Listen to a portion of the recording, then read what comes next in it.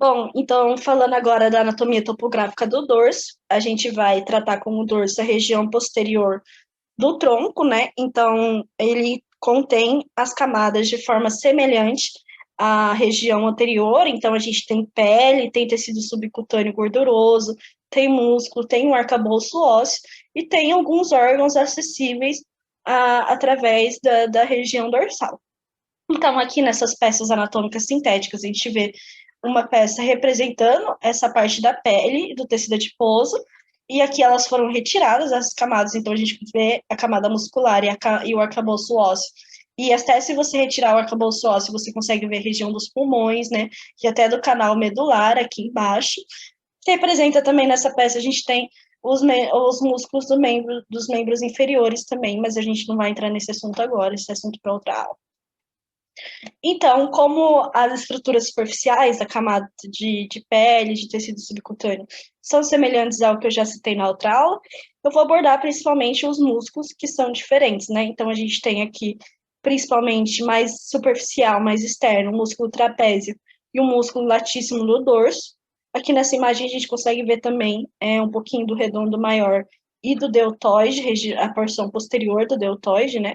E se a gente seccionar esse músculo trapézio e esse músculo latíssimo do dorso, a gente consegue ver músculos mais profundos, mais internos, como o serrátil posterior superior, o serrátil posterior inferior, o romboide maior, o romboide menor, a gente consegue ver melhor também o redondo maior, o músculo infraespinhal, o músculo esplênio da cabeça, que é aquele músculo do pescoço, o músculo levantador da escápula, e a gente consegue ver também até onde vai o oblíquo externo do abdômen, que ele dá uma volta, né, para a região posterior. Outros músculos importantes da gente citar é o quadrado lombar ou quadrado do lombo, e o músculo psoas maior, que ele vai entrar aqui e vai se inserir lá no trocânter menor do fêmur, né?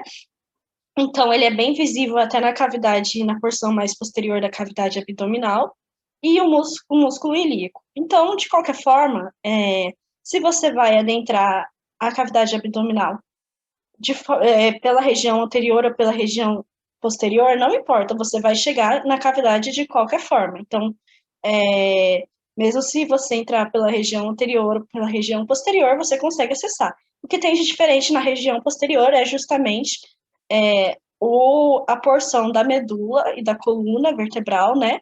E o rim, ele vai ficar bem próximo ali do psoas maior e do quadrado lombar, e vai ser bem fácil o acesso dele pela região dorsal. Então, falando agora principalmente da coluna vertebral e da medula espinhal, então a gente tem aqui os músculos da região dorsal bem aderidos, né, bem junto, bem próximos, né, a essa região dos discos vertebrais, da medula e tudo mais.